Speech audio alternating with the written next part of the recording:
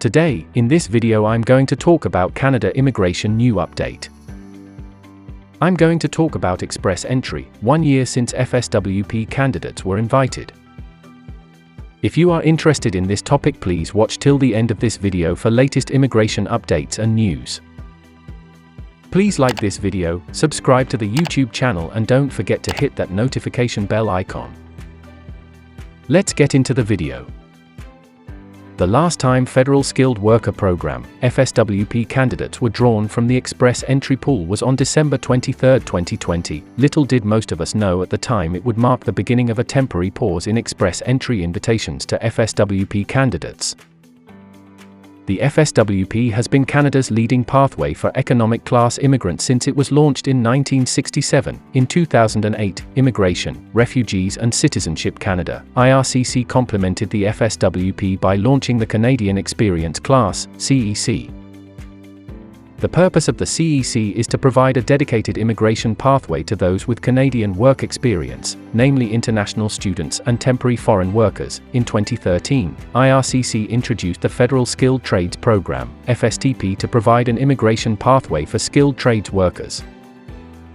In 2015, IRCC launched Express Entry to manage these three programs. Anyone that met the criteria of an Express Entry managed program could create a profile and would receive a comprehensive ranking system, CRS.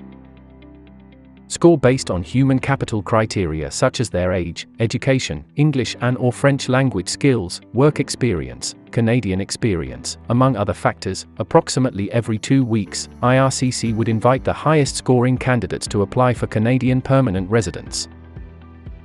The rationale for Express Entry was it would allow IRCC to process applications more quickly, since they only needed to process those invited, rather than the previous model of reviewing every single application, and would give new immigrants a better shot to integrate into the Canadian economy, since IRCC was skimming the top to invite the highest scoring candidates. Between 2015 and the start of the pandemic, FSWP candidates were the leading recipients of Express Entry invitations. In 2019, they received some 45% of all invitations, followed by CEC candidates. This all came to a halt in 2021. IRCC entered 2021 with a plan on how to achieve its immigration levels plan target of landing 401,000 new permanent residents by the end of this year. The plan entailed transitioning a greater number of temporary residents living in Canada during the pandemic to permanent residents. The rationale for the plan was that amid COVID disruptions such as travel restrictions and other obstacles that may get in the way of overseas candidates completing the permanent residence process, focusing on transitioning those within Canada was the surest bet to achieving the 401,000 newcomer goal in 2021.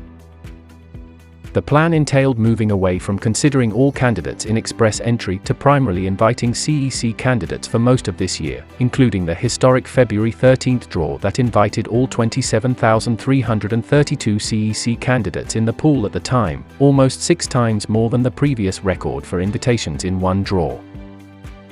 The plan also entailed launching a one-time special public policy enabling up to 90,000 essential workers and international graduates in Canada to apply for permanent residence. One is entitled to debate the merits of the decision to exclude FSWP candidates from Express Entry draws for 1 year and counting.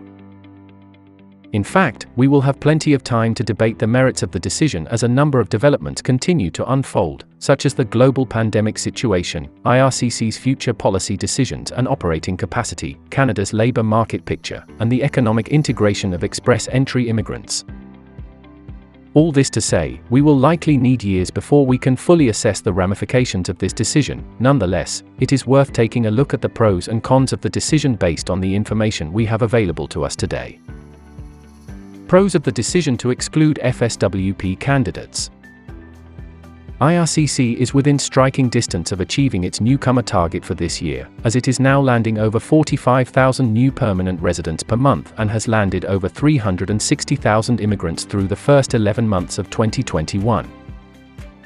Hence, IRCC will argue the difficult decision to exclude FSWP candidates has nevertheless enabled it to land a higher level of permanent residence during a very challenging operating environment. Another pro is that Statistics Canada research shows those with Canadian work experience tend to integrate well into the labour market once they gain permanent residence. In addition to having domestic work experience, they are able to improve their language skills and networks while in Canada as temporary residents, which helps their post-landing employment prospects. Third, Canada has been experiencing labor shortages throughout the pandemic, and IRCC's focus on candidates in Canada has allowed the country to pursue a more targeted approach to addressing shortages, particularly in essential occupations. For instance, many of the essential workers who applied under IRCC's temporary public policy may not have otherwise had a chance to gain permanent residence had it not been for IRCC's decision to exclude FSWP candidates this year. Cons of the decision to exclude FSWP candidates. On the other hand, one can argue IRCC was capable of achieving its 401,000 newcomer target while also inviting FSWP candidates at the same time. The reason for this is there is a lag of roughly 1 year or more, generally speaking, between when an FSWP candidate gets invited and them physically arriving to Canada. Hence, IRCC could have begun to issue express entry invitations to FSWP candidates in the second half of the year while also landing as many in Canada applicants as possible in fulfillment of its 2021 Levels Plan goal. In fact, an internal IRCC memo reveals this was an option under consideration by the department, but it is unknown why they did not end up pursuing this path. Another con of the decision is it has impaired transparency and trust between FSWP candidates and IRCC. The Canadian government and IRCC pride themselves on being as open and transparent as possible, but they have not provided much in the way of communication to FSWP candidates about IRCC's express entry plans in 2021 and beyond. This is important because many FSWP candidates have entered the express entry pool in earnest this year waiting for an opportunity to be drawn, but have been shut out. In essence, IRCC is inviting them into the restaurant but will not serve them food. Perhaps a better approach would have been for IRCC to openly communicate its intentions so that FSWP candidates could explore alternative plans. The decision to exclude them may also have a negative impact on some candidates since language test scores are only valid for 2 years and educational competency assessments, ECA, are valid for 5 years. In the grand scheme of things, retaking a language test or applying for another ECA is not the end of the world, but it would have been more considerate by IRCC to give FSWP candidates advance notice so they could avoid potential inconveniences in their pursuit of Canadian permanent residence. A third con pertains to IRCC undermining the policy rationale for express entry in the first place. Upon express entry's launch in 2015, IRCC beamed with pride about the evidence-based approach used to inform the Comprehensive Ranking System, CRS.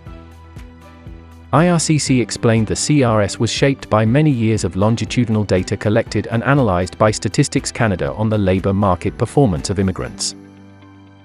As such, the CRS score was designed to award candidates who are younger in age, with higher levels of education, work experience, language skills, Canadian experience, as well as who may have other advantages such as a Canadian job offer or siblings living in Canada. However, this has all gone out the window with the decision to exclude FSWP candidates, since IRCC has only been inviting candidates eligible for the CEC as well as the provincial nominee program. Some PNP streams are aligned with express entry. The result has been plummeting CRS score requirements so that IRCC can achieve its 401,000 newcomer target. This nimble approach may be celebrated, but it may also come at a cost. That is, those with lower CRS scores that obtain permanent residence invitations in 2021 may end up having weaker labor market outcomes than candidates who would have otherwise received invitations under more normal circumstances. That is, being invited on the basis of having one of the highest CRS scores rather than on the basis of meeting CEC eligibility criteria. IRCC has consistently argued that express entry is designed with the long term in mind, inviting candidates, according to IRCC, with the highest CRS scores is smart policy since their high human capital will allow them to adapt to the dynamic nature of the Canadian labor market. While this is an extreme example, it is illustrative of the choice IRCC has made. The department decided that it was more important to invite a CEC candidate with a CRS score of 75, as in the February 13th draw in order to achieve its 2021 levels goal than to invite an FSWP candidate with a CRS score of 470, the rough cut-off requirement prior to this year. An additional con that has been highlighted by IRCC itself is the decision to focus on candidates in Canada has exacerbated backlog since IRCC has been processing the permanent residence applications of those overseas at a slower pace. Looking ahead, given the lack of communication by IRCC on its express entry plans, it is impossible for anyone to predict when it will resume invitations to FSWP candidates. However, there are several things to keep in mind. First, IRCC has also been excluding CEC candidates from draws since September so it can tackle its backlogs. The department has said it wants to cut express entry backlogs in half before it considers inviting FSWP, CEC, as well as Federal Skilled Trades Program candidates again. Based on its recent pace of application processing, IRCC could be in such position within the first half of 2022. Eventually, IRCC will need to resume invitations to FSWP candidates given how prominent of a source of talent they are. As noted, they made up 45% of invited candidates in 2019 and in recent months have comprised some 85% of all candidates in the express entry pool. Before long, IRCC may run out of enough CEC candidates to invite and may have perhaps already reached that point.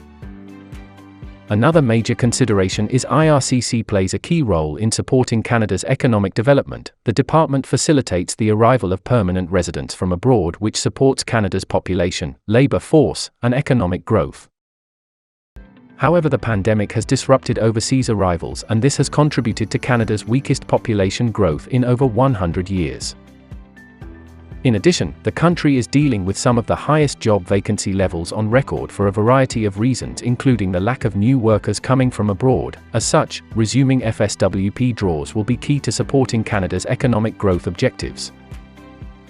Finally, whereas it made sense to exclude FSWP candidates from draws while Canada had stricter travel restrictions in place, it has made less sense to exclude them since Canada lifted travel restrictions on all confirmation of permanent residence (COPR) holders in June. Although COVID case counts are on the rise globally, there is nothing in the way of Canadian government travel restrictions currently preventing FSWP candidates with COPRs from entering Canada. And as previously mentioned, it takes a good 1 year on average from the time an FSWP gets an invite to them coming to Canada, so pandemic volatility should not be the main reason for continuing to hold off from FSWP invitations, since none of us know what the world has in store for us 1 year or so from now.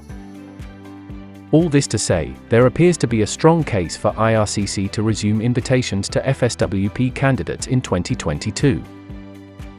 Hopefully the details and information is presented in this video is helpful.